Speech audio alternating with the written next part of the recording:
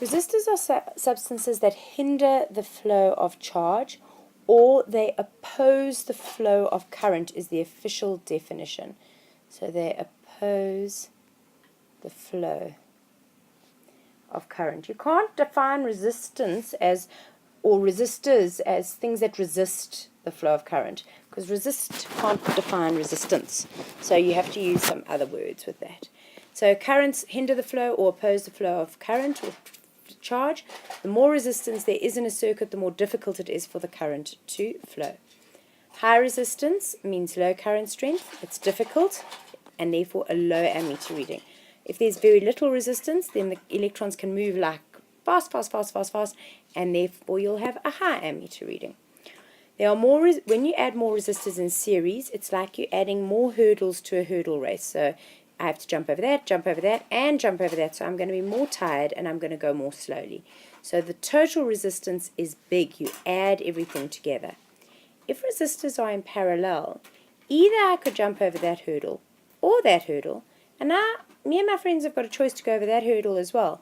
We've made the road wider. It's easier. And the way you calculate resistors in parallel, we did this in grade 9, is 1 over R1 plus 1 over R2 plus 1 over R3.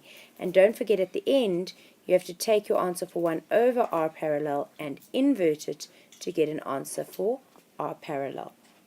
Resistors with high energy, at least high resistance, use more energy, and therefore they will have high voltmeter readings. And this is just like a little pictogram to say that the currents are trying to get through, the resistance are making it hard, and the volt is the energy that's kicking the current in the back side. So if we want to calculate the resistance, we've just learnt Ohm's law, which says potential difference divided by current is equal to the resistance, and that they are directly proportional. We measure resistance in ohms, potential difference in volts, and current in amps. This little sign over here is called an omega, and it is the unit abbreviation for an ohm. So some examples. Voltmeter reading across a light bulb is 2 volts, and the current going through that bulb is 0,5 amps. So you're simply going to say resistance is equal to V over I. The potential difference is 2, the current is 0,5, and that resistor has a resistance of 4 ohms. A resistor has a resistance of 24 ohms. Calculate the current. So now I need to rearrange this. How do I rearrange it? I put V at the top, R and I at the bottom. V's at the top, R and I are at the bottom. And then what I do is I say I'm looking for the current now. So I is equal to V over R, 36 divided by 24, and I land up with 1,5 amps. A resistor has got a resistance of 12 ohms. Calculate the potential difference. So this time I need the potential difference, which means I'm going to use R and I. V is equal to R times I. Why? Because they're next to each other in the triangle. My resistance is going to be 12. My current is 2. And I land up with 24 volts. What is the resistance of this resistor over here? Well, we can say that that 8 volts, there's only one thing that resistor can be, that 8 volts can be spent on. So we could put a voltmeter there, it's 8 volts, and the current strength is the same at all points of the series circuit. So the resistance R is equal to V divided by I. So I can say V over I, which is equal to 8 divided by 2, and I land up with a 4 ohm resistor. What is the reading on the ammeter in this particular circuit? If it's 2 volts each, that's 6 volts of potential difference. The total resistance is 1 plus 2, which equals 3 ohms. And I can then say current strength is equal to V divided by R, 6 divided by 3, and I get 2 amps. Series and parallel, if resistors are added to a circuit in series, it is as if it gets longer, so the resistance increases. If resistors are added to the circuit in parallel, it gets thicker or wider, so resistance decreases. Put a big fat NB next to that. People forget that all the time and get tricked up on it. Because you think more resistors should mean more resistance. No. If it's more resistance in parallel, the overall resistance decreases. So, what other factors will influence resistance? The type of material. So in other words, copper is a good conductor, whilst tungsten is a high resistor. So different materials have got different resistance.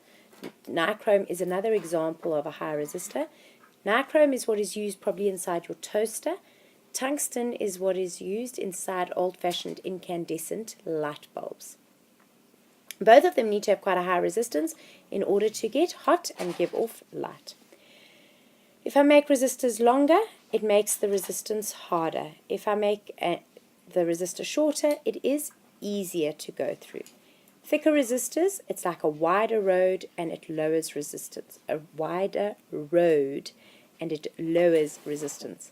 If it's thin, it's like a skinny little road and it's difficult to get through. You've got higher resistance. As a metal gets hotter, the atoms in the metal vibrate more. So they're bouncing between two places all the time. So there's the one, there's the other. And now if they're vibrating, they keep getting in the way of the electrons who are trying to move through. And therefore, if I increase temperature, I increase resistance. So here's a little experiment where I'm going to vary a whole lot of different things. I'm going to keep my power pack or my 3 cells the same. And then I'm going to use different lengths of copper wire and different widths of copper and nichrome wire, and they vary all of those different things. So we're going to see what happens when I change this resistor inside here all the time. There's a whole lot of exchanging that's going to go on. Make sure that eventually you're going to change the temperature of the resistor, and always take a voltmeter and ammeter reading. Wires land up getting hot and the ammeter and the voltmeter readings change. I'm going to give you the this.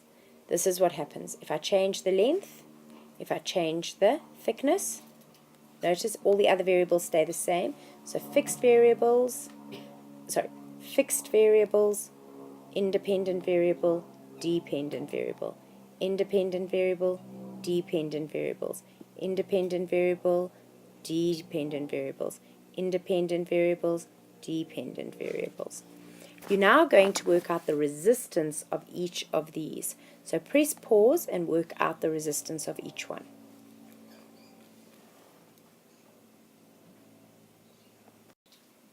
So what you should see is that the long one has a higher resistor than the short one. The thick one has got a lower resistance than the thin one. That the nichrome has a higher resistance than copper, and that the hot one has got a higher resistance. It was 6, sorry.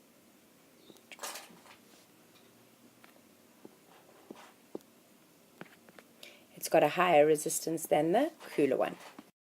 So what do we learn from that? And you need to know this information. Long resistors have higher resistance than short. Thick resistors have lower resistance than thin.